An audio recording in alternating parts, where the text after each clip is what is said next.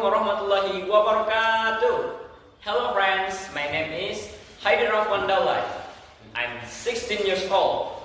Do you know, I live in Mompang Julu and I'm the first grade at Senior High School 3 Panyabungan. In the name of Allah, the most beneficent, the most merciful. First of all, let's say a lot of thanks for Allah Subhanahu wa Ta'ala and given us time, help and change until we came in this nice place together.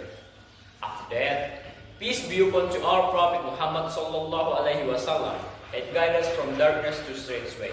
Let's say it together. Allahumma salli ala Sayyidina Muhammad wa ala ali Sayyidina Muhammad. A rebel to all obscurity. In this occasion, I will deliver a speech about self-love. But the first is, I'll tell you guys what self-love is. Self-love is respecting yourself or loving yourself. Self-love is also good for mental health because it can make someone think much more positively about you. And then, why do we have to love ourselves? The reason is, of course, to make us happier and more confident, because that's the key to enjoying this life. Self-love involves recognitions and acceptance of our advantage and disadvantage. We often compare ourselves with other people in this world, but self-love teaches us how to stay focused on what we've done so far. Self-love has several constructive aspects, including the first one is self-awareness.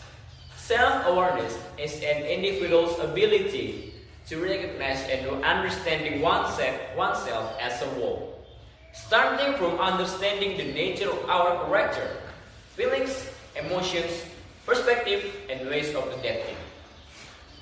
Self-awareness teaches us how to stay focused on ourselves and calm when facing a problem. By having self-awareness, we can free ourselves from assumptions and biases. Mindfulness is a form of conscious attention to the conditions currently being faced. The second is self-confidence. If we have self-confidence, we can do anything and we don't need to do a certain activities or meet a criteria to feel valuable.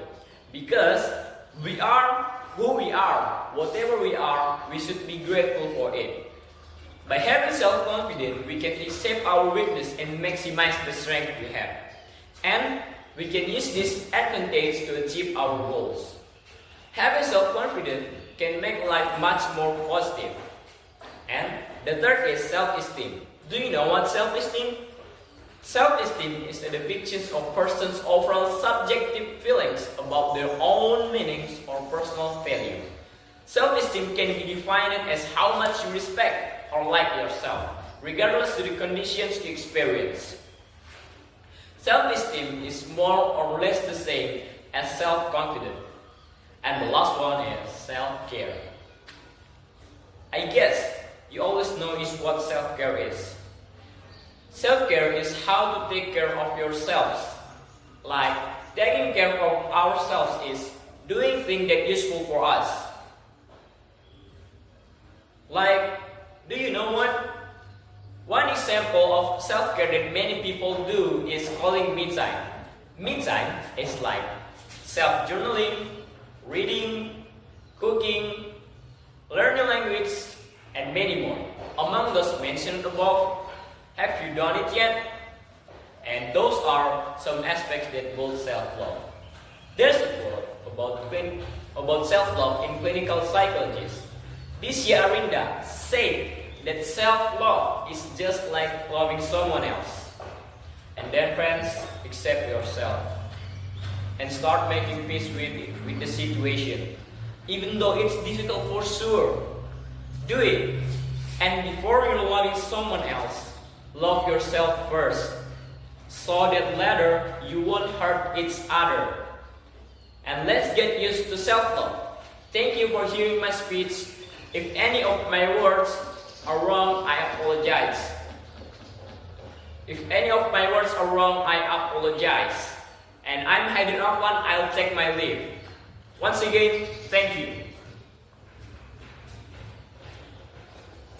Wrong,